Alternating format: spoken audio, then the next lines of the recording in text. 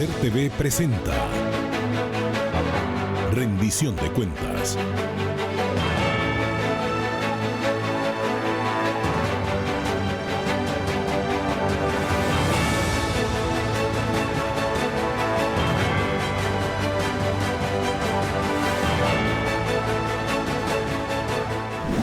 Saludos amigos, bienvenidos sean todos a Rendición de Cuentas, un espacio de reflexión sobre los principales problemas del país y en el que van a encontrar a altos voceros del gobierno explicándoles qué, cómo y cuándo van a atender estos problemas. Además, vamos a tener las principales informaciones de la semana, nacionales, internacionales y deportivas, aquí en Rendición de Cuentas.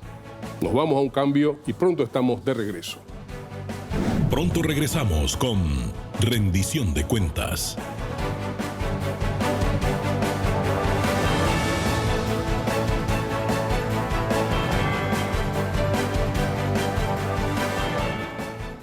Estamos de vuelta con Rendición de Cuentas. Bien, estamos de regreso y vamos a ver a continuación cuáles fueron las 5 principales informaciones de la semana, las que estuvieron sobre el tapete nacional.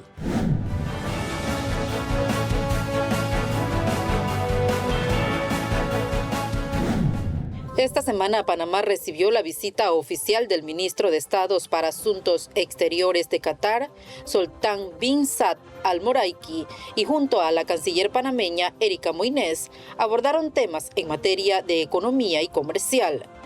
Esta visita definirá importantes líneas de inversión de uno de los fondos más robustos del mundo, planteó la ministra de Relaciones Exteriores de Panamá. La delegación catarí ha manifestado interés en temas logísticos, de puertos, de aeropuerto, también la aerolínea, por eso vamos a hacer estos acercamientos, y luego de inversión generales. Ellos tienen inversiones, por ejemplo, turísticas, tienen inversiones en cadenas de suministro. Entonces corresponde a la parte panameña presentar una plataforma sólida que les representa a Panamá, no solo desde el punto de vista logístico, pero también de nuestra economía, para interesarlos y que logremos esas inversiones que generen empleo para todos los panameños.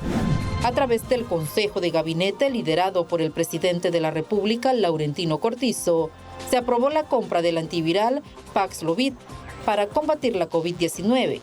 Este medicamento es de primera línea para tratar a pacientes con factores de riesgo, evitar complicaciones y hospitalizaciones a causa del virus.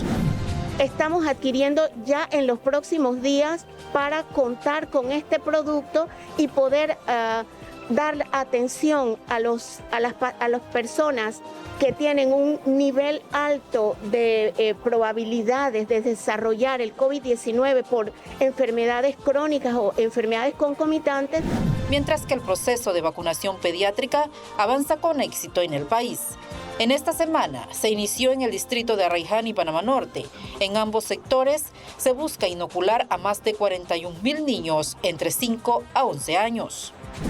Estamos hablando que vamos a tener vacunación en Westland Mall para los residentes en el corregimiento de Vista Alegre, que es el corregimiento más grande del distrito, en la Escuela Veracruz y en la Escuela de Nueva Arraiján. También tenemos 3 puntos más, 3 colegios, la Escuela Nuevo Progreso en Ernesto Córdoba Campos, la Escuela Árabe de Egipto en el corregimiento de Las Cumbres y la Escuela Presidente Roosevelt en Chilibre, todas en la región de salud de Panamá Norte. Panamá atraviesa por la 4ª ola de contagios de la COVID-19 y la variante Omicron. Esta vez varias figuras públicas dieron positivos al virus. Entre ellos, el vicepresidente de la República, José Gabriel Carrizo, la primera dama de la República, Yasmín Colón de Cortizo, la ministra de Educación, Maruja Gorday de Villalobos, y el ministro de Comercio, Ramón Martínez. El presidente de la República, Laurentino Cortizo, se realizó la prueba de hisopados y los resultados fueron negativos. El gobierno reactivó nuevamente las labores para la confección de bolsas solidarias que ayudarán a las familias que cumplen aislamiento por contagios de coronavirus. Se cuenta con más de 100 voluntarios y la idea es preparar de 10 a 20,000 bolsas solidarias por día. Con tantos positivos es importante contar con la bolsa para llevarlas a las casas de los afectados y que de esta manera no salgan. Un total de 157.548 estudiantes de primaria, premedia, media, licenciaturas, posgrados y maestrías aplicaron este año al Concurso Nacional de Becas 2022 que lleva a cabo el IFARU. Para ayudar principalmente a nuestra clase media, media alta, que es la clase trabajadora, que ha resistido mucho pues, el tema de la situación económica que atraviesa el país. Por otro lado, el Contralor General de la República, Gerardo Solís, ordenó la suspensión de los pagos de gastos de movilización de los alcaldes y representantes a nivel nacional. Mediante el decreto ejecutivo número 6 del 27 de enero de 2022, el Ministerio de Salud canceló el carnaval en todo el país por razón de la pandemia de la COVID-19. El documento establece que entre el viernes 25 de febrero y el domingo 6 de marzo de 2022 se prohíbe la realización de actividades bailables en espacios abiertos o cerrados. Igualmente se prohíben cantaderas, conciertos, presentaciones de artistas en tarima y animación en estructuras móviles de discotecas. Esta decisión ha sido tomada por el gobierno nacional después de tener ya varias sesiones de discusión y conversando con diferentes sectores. La Policía Nacional realizó varios operativos y en la segunda fase de la Operación Fischer fueron aprehendidas 14 personas, en las que figuran funcionarios públicos. Desde la puesta en marcha de esta operación se han incautado más de 15 millones de dólares y al menos 51 personas han sido detenidas.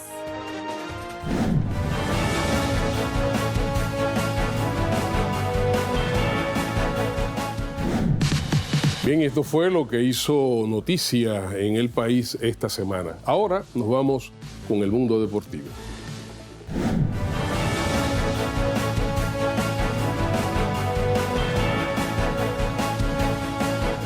¿Qué tal, amigos? Saludos todos, buenas noches. Rommel Martínez Franco les saluda. En el tema deportivo, lo más trascendental, las eliminatorias mundialistas rumbo a Qatar.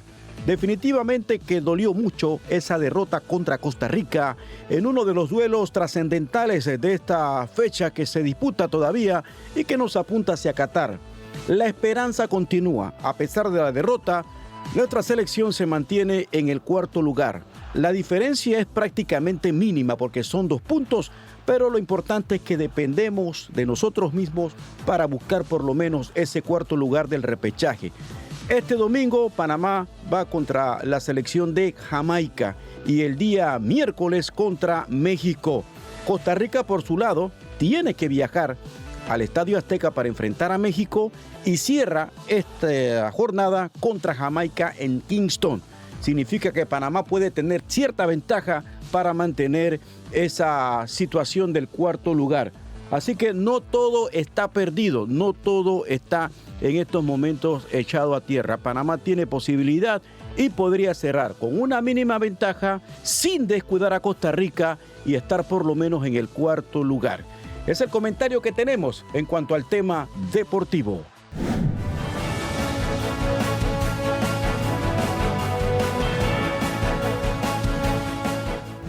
Bien, amigos, y ahora nos vamos a un cambio, pero cuando estemos de regreso nos vamos al plano internacional y vamos a analizar con uno de nuestros invitados la principal noticia de esta semana.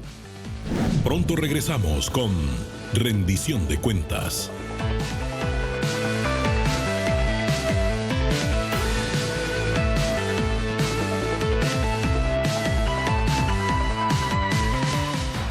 Estamos de vuelta con Rendición de Cuentas.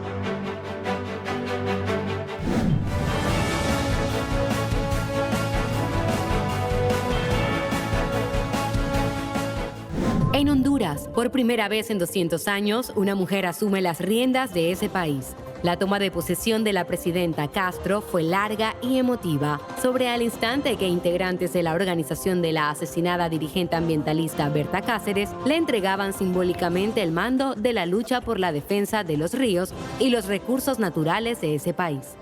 La presidencia de la República nunca ha sido asumida por una mujer en Honduras. Han tenido que pasar 200 años desde que se proclamó nuestra independencia.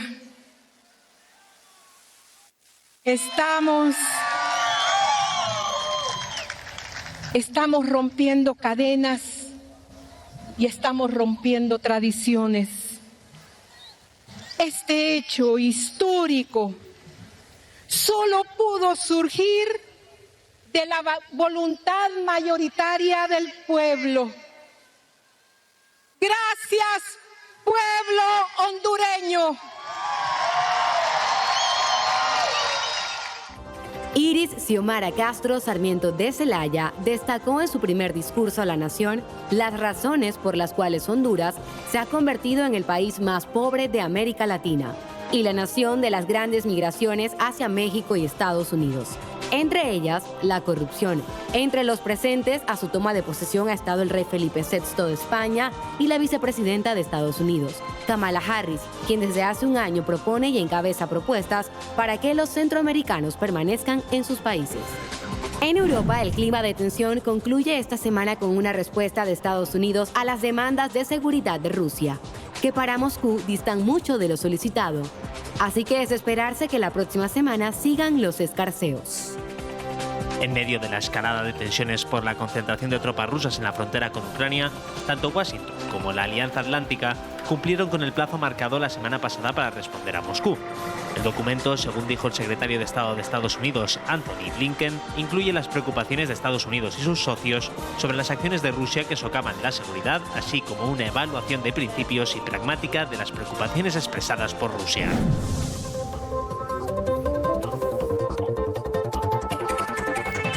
El conflicto ucraniano ha estado en la mesa en la última semana como el principal conflicto internacional. Hay quienes dicen que es el peor registrado después de la Segunda Guerra Mundial y que en efecto genera una gran inestabilidad. Hay varias tesis al respecto. Mientras que Occidente habla de una invasión rusa a Ucrania y Moscú lo niega, Ucrania o Kiev dicen que no hay condiciones para un evento como este. Precisamente para analizar este tema tenemos de invitado en el día de hoy al director de La Estrella de Panamá, Gerardo Berroa, un prestigioso periodista de nuestra localidad, un hombre experimentado en esta clase de balances, y al que quisiéramos preguntarle cómo estás viendo esta situación y cómo podría en un momento determinado afectar también a nuestro país. Gracias, Julio. El primer efecto es un efecto económico. Definitivamente, pues aquí vamos a tener el alza del petróleo, el alza de los productos, precisamente por este conflicto. Se altera todo el... Sí, se altera todo. El segundo aspecto es que, y yo siempre lo he planteado hace varios meses atrás, de que el mundo está viviendo una metamorfosis, y siempre la metamorfosis, estas globales que hay, son dolorosas. Hay una transformación y se están acomodando las fuerzas.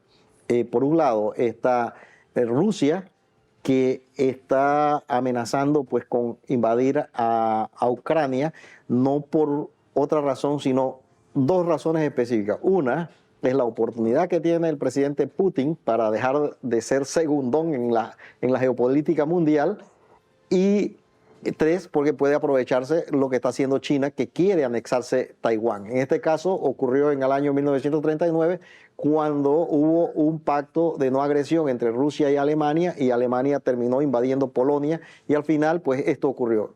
Si Rusia invade a Ucrania, China podría invadir a Taiwán, y en este caso se pone un conflicto internacional de grandes proporciones. Encima de esto, que el 40% del gas que recibe Europa en pleno invierno viene de Rusia. Entonces, toda esta situación pone una cuestión tensa, porque ahora Estados Unidos está preocupado por tratar de ver qué país, tanto de Oriente Medio o de ellos, mandarle gas a Europa para que no se quede, que Rusia le cierre el grifo en este sentido. Pero llama la atención un hecho, Gerardo.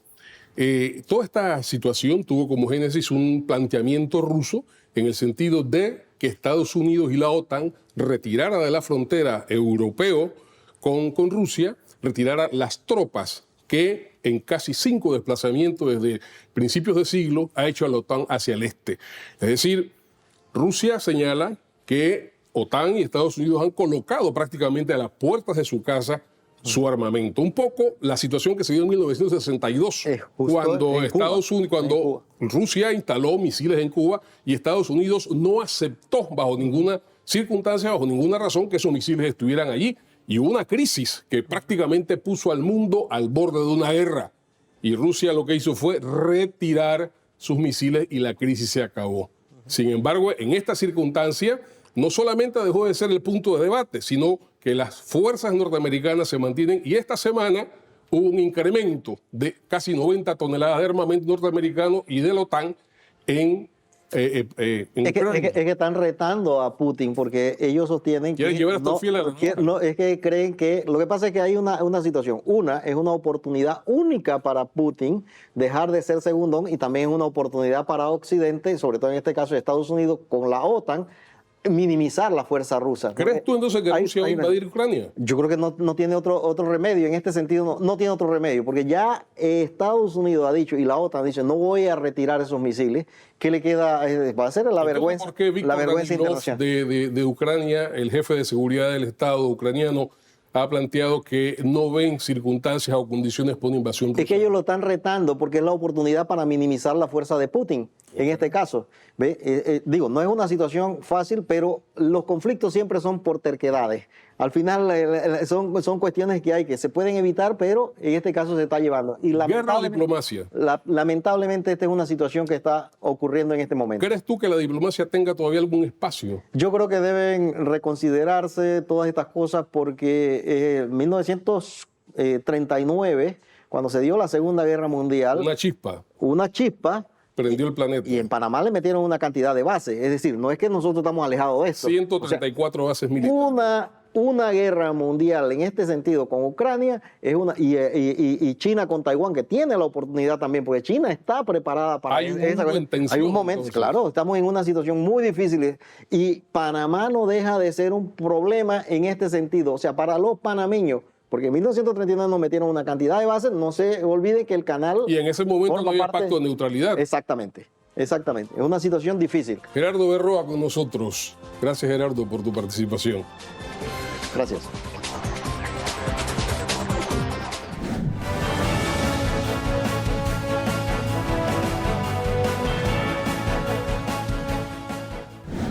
Pronto regresamos con Rendición de Cuentas.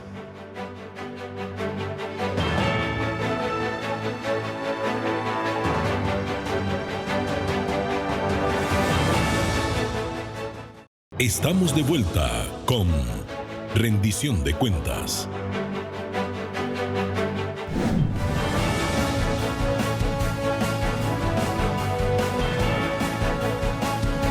El agua es un elemento esencial para el ser humano, por lo que el manejo de los recursos hídricos es prioridad para el país.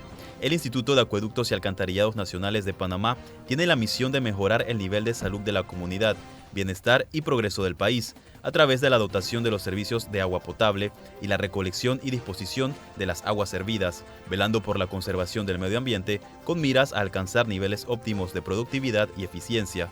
Desde marzo de 2021, el ingeniero Juan Antonio Ducret está a cargo del IDAN, institución a la que aporta su experiencia que acumuló durante su gestión al mando de la entidad en el periodo del presidente Martín Torrijos. Entre los principales retos que enfrenta el IDAN está el de cumplir con la demanda de agua potable en un país que mantiene su crecimiento poblacional y de infraestructura. Además, generar políticas públicas para el uso sostenible y adecuado del agua y debatir temas pendientes como la actualización del Plan Nacional de Seguridad Hídrica y de Gobernanza del Agua. Actualmente, el IDAN busca generar conciencia sobre el uso correcto del agua a través de programas como Guardianes del Agua, que junto a centros educativos y las comunidades fomentan temas como el proceso de potabilización, uso y cuidado de nuestros recursos hídricos, cuidado de alcantarillados y del medio ambiente. Otros programas impulsados por el Gobierno Nacional buscan dotar de agua a comunidades que más lo necesitan.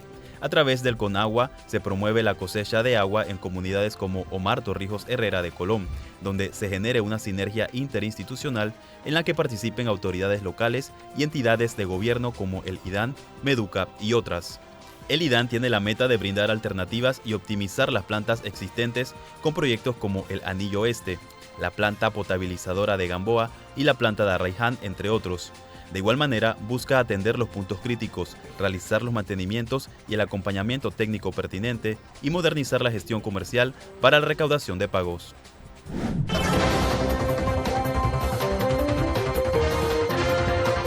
El IDAN ha sido una entidad muy querida por la comunidad nacional, ha sido nuestra principal fuente de abastecimiento de agua, pero en los últimos años pareciera que los retos superan su capacidad de respuesta. ¿Qué está pasando en el IDAN? ¿Cuáles son los problemas que tiene y cuáles son las propuestas para resolverla? Tenemos hoy de invitado aquí para rendir cuentas al director general del IDAN, Juan Antonio Ducró. Bienvenido, muchas gracias por estar con nosotros y dinos un poco qué es lo que realmente está pasando con el IDAN y toda la problemática que enfrentamos. No, ante todo, muchas gracias por la invitación. Siempre es importante rendir cuentas y comunicar lo que se hace. Efectivamente, el IDAN es una empresa de servicio público, lo primero que comenzamos por decir, cumplió en diciembre 60 años de estar brindando el servicio de agua y saneamiento a casi el 70% de la población a nivel nacional. ¿Eso es cuánto? Estamos hablando de 600.000 clientes, estamos hablando de casi 3 millones de personas a nivel nacional. 3 millones de vasos de agua cada 3-4 horas por individuo. Por supuesto, si lo multiplicas por 80 galones, te vas a dar cuenta que son muchos galones, más de 350 millones de galones. En una palabra, es enorme la responsabilidad que enfrenta esa institución y la que tiene usted como director general. Y por supuesto, y de agua potable, no es cualquier agua, o sea, es agua que tiene que cumplir con una norma y que se brinda y distribuye a lo largo y ancho del país. Se ha planteado en muchas ocasiones inclusive la perspectiva de la privatización del IDAN. ¿Es esa una salida a la problemática que tenemos?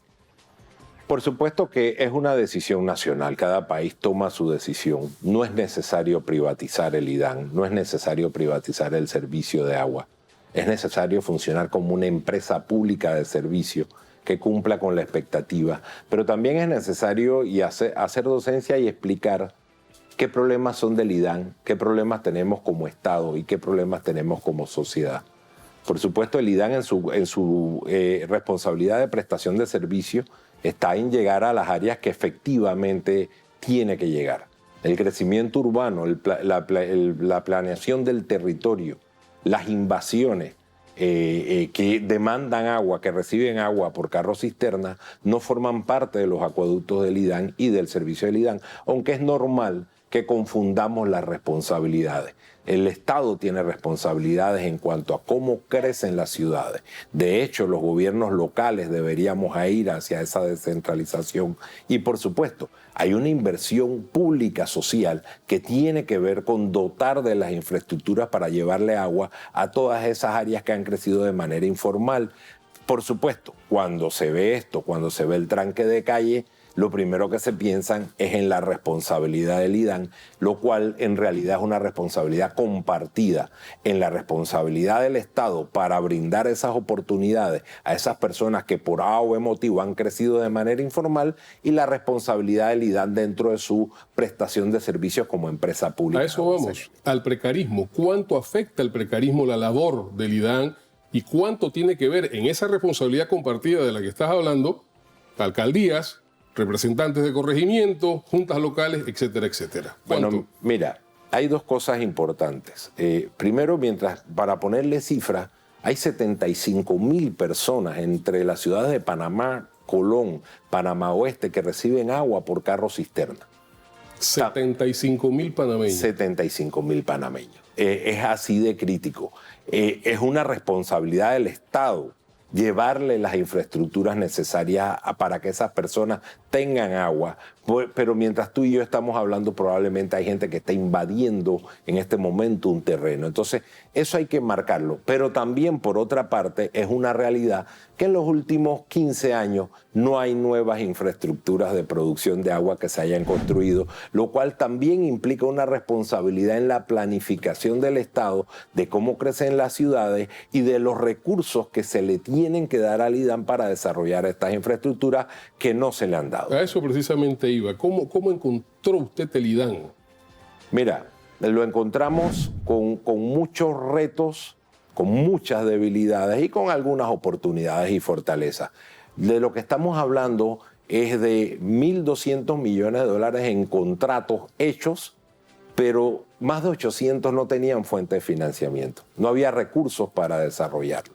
Entonces, con retos financieros muy grandes, inversiones atrasadas que ya venían atrasadas con 3 años de atraso que tenemos que poner al día.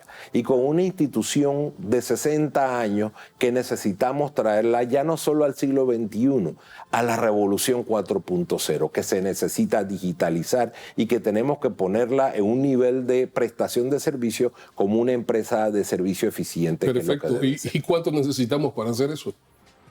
Mira, no solamente es cuestión de recursos, se necesita mucha planeación, voluntad, entender el problema y estrategia. Afortunadamente, tenemos también recursos para hacer esa transformación. Tenemos un préstamo con un acompañamiento para todo lo que es la transformación del IDAN y tenemos, por supuesto, que estos planes de inversión. La voluntad y la decisión de terminar las infraestructuras comenzadas, independientemente de qué gobierno las haya comenzado. Buscar los recursos para poderlas terminar, que es un trabajo arduo en conjunto con el Ministerio de Economía y Finanzas y, por supuesto, plantear nuevos modelos para poder viabilizar estas necesidades y poner al IDAN al día ante el crecimiento del país. Hace algunas semanas, director Ducrot, surgió el planteamiento de la compra de una serie de cámaras de vigilancias para el IDAN. ¿Qué tiene que ver esto con el rendimiento y con la producción del IDAN? Bueno, mira, hace menos de esta misma semana que acaba de pasar, en el área de María Enríquez, que es el punto más alto entre Chilibre y Panamá, nos encontramos una gran tapa de una tubería de 60 pulgadas, casi 2 metros, que le faltaban 12 tornillos que la gente lo estaba vandalizando. Si esa tapa se llega a salir, no solamente va a afectar el agua de la ciudad, sino que pueden haber inclusive consecuencias de personas que puedan morir, casas que se puedan inundar. Esto ya pasó en Chorrera hace 3 meses. Entonces, estamos hablando de la infraestructura de servicio público más importante bajo el vista de la seguridad y la salud del país. No es una compra de cámaras, por supuesto. Es un tema mucho más integral de un sistema de monitoreo y videovigilancia. Le pongo un ejemplo. Si usted en el metro se monta en este momento y tira un papel, alguien lo está viendo por una cámara y viene un policía y le llama la atención. Hay un sistema muy bueno. Pero es el sistema del metro. Acá estamos hablando del agua que usted consume. Tiene que tener el mismo nivel de seguridad y de tecnología que tiene la ACP, que tiene el aeropuerto de Tocumen o que tiene el metro de Panamá. Parte de la transformación es comenzar a ver al IDAN como debemos verlo, invertir lo que hay que invertir, porque todo comienza por la seguridad del agua que distribuimos y por supuesto que eso involucra no solo cámaras, sistemas de videovigilancia, sistemas de monitoreo y además el captar las señales de las presiones, de los caudales, manejar la red como se debe manejar en esta nueva revolución 4.0. Transformación es lo que usted ha repetido prácticamente desde que comenzó su intervención, transformar el IDAN. ¿Cuál es el presupuesto para este año, para esa transformación, para las inversiones? Por supuesto que estamos hablando de un presupuesto, el IDAN tiene un presupuesto de 320 millones, más de 180 millones de dólares en inversión. Por supuesto que no es el presupuesto que necesitamos. Probablemente sea 2 o 3 veces más lo que necesitamos para esa transformación. Por eso es importante la planificación, los modelos y entender eso. Lo que sí es importante, y si quieres, hablar de millones es difícil cuando uno lo compara. Pero sí te digo que, por ejemplo, en Metro, como país, nos gastamos 3.000 millones cada 5 años. La pregunta es cuánto nos gastamos para infraestructuras de agua potable y saneamiento. No nos gastamos ni 400 millones. Ese es el atraso, que no es un tema de este gobierno ni del anterior, sino que como Estado venimos en más de 15 años no dándole la prioridad de lo que se necesita de invertir. Mira, Panamá es un país que vive del agua, tanto las personas como el Canal de Panamá, y es importante darle esa prioridad, ponernos al día en las inversiones, porque es la manera de ser competitivos, de que las ciudades crezcan y sobre todo de garantizar las oportunidades y la salud a las personas que viven en las periferias. Pero si encima de eso vandalizamos lo que tenemos, ¿no será necesario también desarrollar un trabajo de educación hacia las comunidades para que estas cosas no pasen? Por supuesto, todo viene integrado y eso forma parte del plan que estamos desarrollando. Tenemos que tener vigilancia, videovigilancia, tenemos que tener una participación ciudadana, concientización, y es parte de la campaña que vamos a desarrollar. El proceso de transformar el IDAN en una empresa pública eficiente, que es lo que estamos haciendo con el Banco Interamericano de Desarrollo, implica no solo las inversiones de nueva infraestructura, sino precisamente cambiar la cultura del IDAN, que lo vamos a hacer utilizando tecnología para que de forma situacional se cambie la cultura y comencemos a tener otro tipo de servicios. Te pongo un ejemplo para traducir esto que te acabo de decir. Uber, la manera en que se ha cambiado, la manera en que gestionamos transporte público de manera individual a través de tecnología situacionalmente. Cambió e impactó. Exactamente. Entonces, el IDAN tenemos que llevarlo a esa era de la digitalización, por supuesto, que siempre con la infraestructura de producir agua, de distribuir agua, que eso siempre va a ser importante. Y la comercialización, porque la única manera de que la gente ahorre agua es medirla y cobrarla según lo que tú consumes. Hay una deuda grande ahí, ¿no? Por supuesto que hay una... ¿Cuánto asciende? Mire, en la pandemia, por supuesto, hay que decirlo, no pudimos salir a medir, no podíamos salir a repartir recibos. Se subió casi un 20% la morosidad. O sea, estamos hablando de que estábamos casi en 70 millones, se nos subió un 20% la morosidad arriba. Vamos a recuperarla. También con algún plan, como una vez lo hicimos el Pagayá, dándole alguna oportunidad a las personas para que se pongan al día, pero apenas pasemos el Omicron, apenas pasemos esta crisis, vamos a salir a cortarle el agua al que no la paga y a cobrar el agua como debe ser, porque es la única manera de que este servicio sea sostenible. Director Ducro, ¿cuáles son las propuestas que tiene la administración Cortizo para este año para mejorar en qué áreas específicas del trabajo del IDAN? Bueno, por eso te digo, el agua es un término muy amplio y el IDAN tiene una amplia cobertura. En ese sentido, y siguiendo los lineamientos del plan de gobierno, tenemos un Panamá moderno que recibe agua 24 horas, pero que requiere un servicio donde cuando uno ve una fuga se atienda de manera rápida. Que le llevemos realmente los recibos a tiempo, que sea fácil de pagar. Pero luego tenemos un Panamá de la clase media, que cuando se va la luz en Chilibre, se quedan automáticamente sin agua.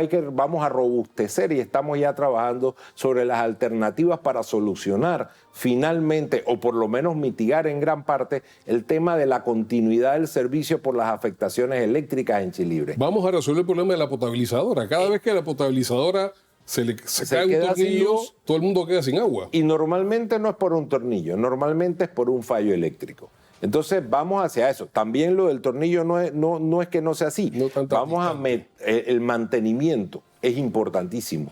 En el IDAN vamos a robustecer, vamos a crear una estructura de mantenimiento nueva para garantizarle el mantenimiento de la potabilizadora.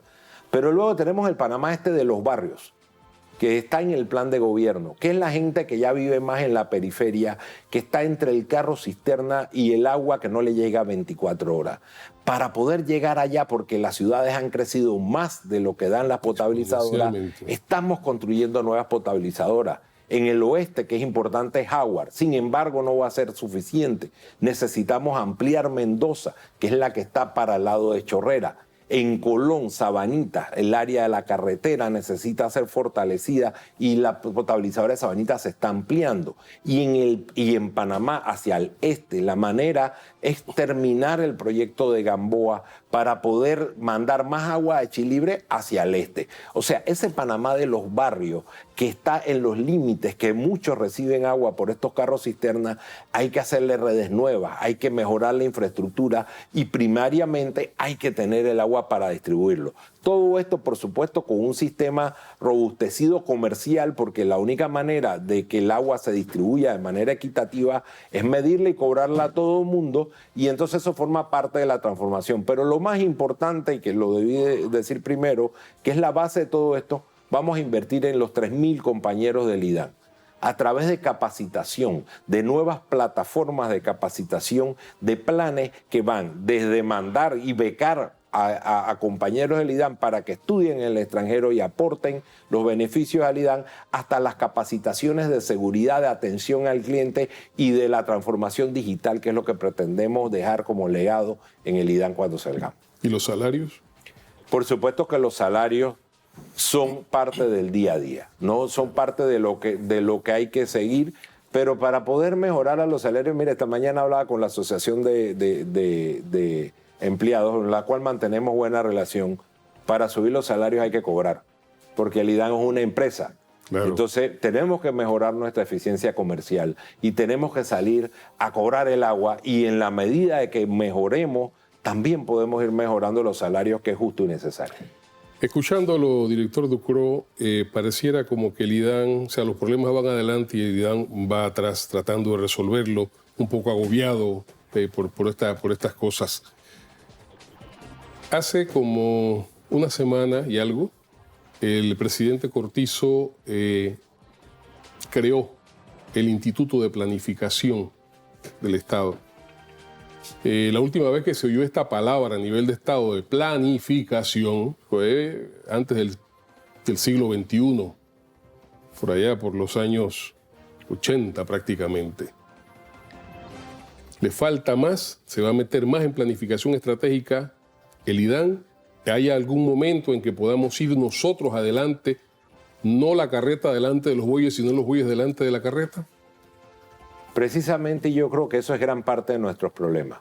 Entender como país lo que debemos planificar. El Instituto de Planificación para el Desarrollo, que es una promesa de campaña del presidente Cortizo, es fundamental, porque el país tiene que saber hacia dónde va. Cuando usted no sabe para dónde va, cualquier camino es bueno.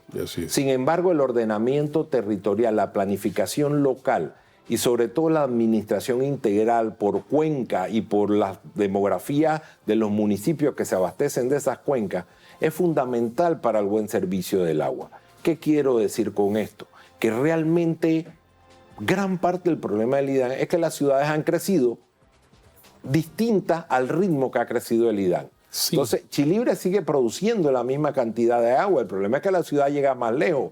¿Y hacia dónde? Y hay lugares en Chilibre que no reciben el agua. Y por supuesto. Y miren, en Chilibre hay una deuda pendiente de más de 30 años. Histórica. Que por supuesto, y lo puedo anunciar ya, en este trimestre vamos a hacer la licitación para el acueducto de la ciudad, de todas las áreas de Chilibre donde tenemos esa deuda pendiente.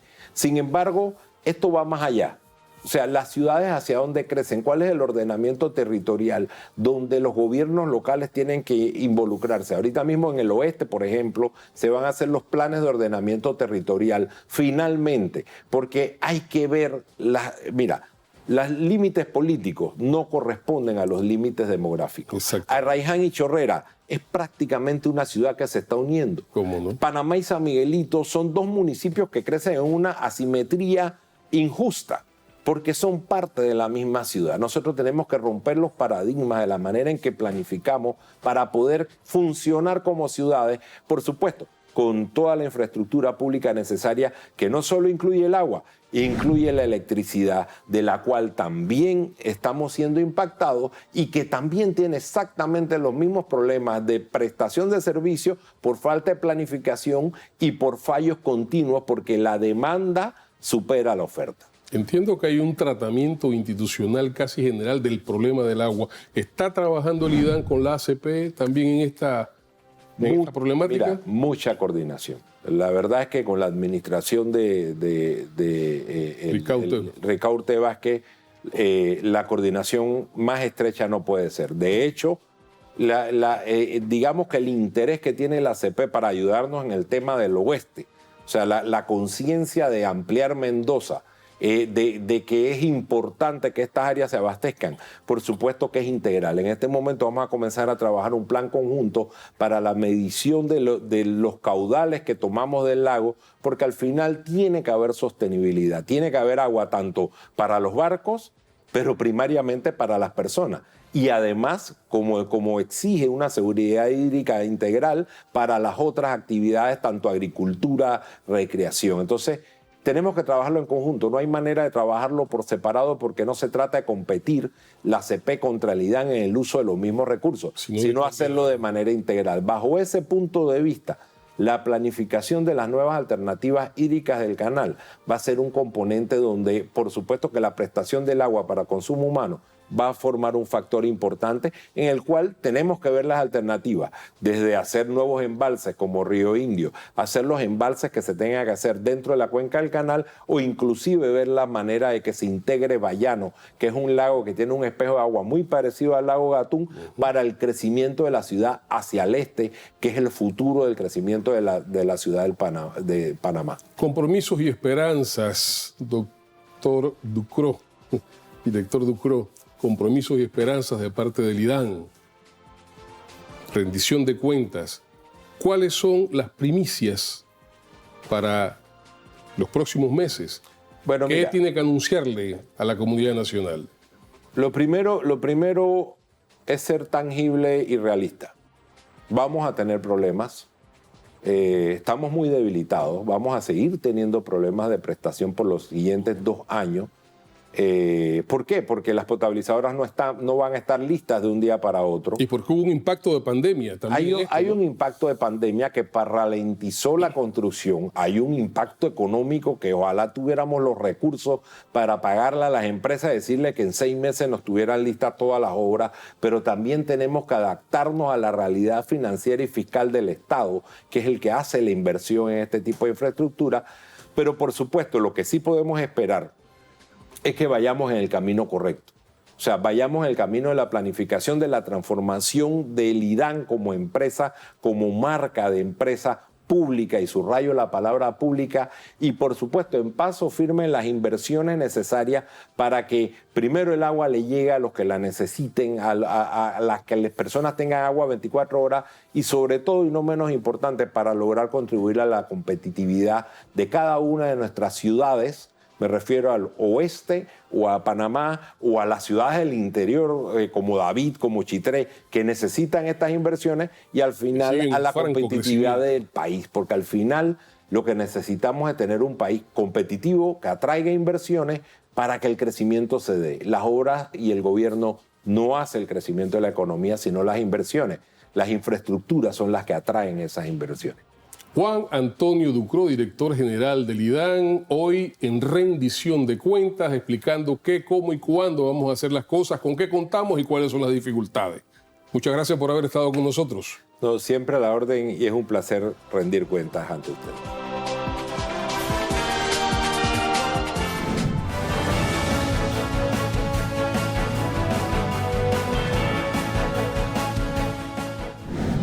Pronto regresamos con Rendición de Cuentas.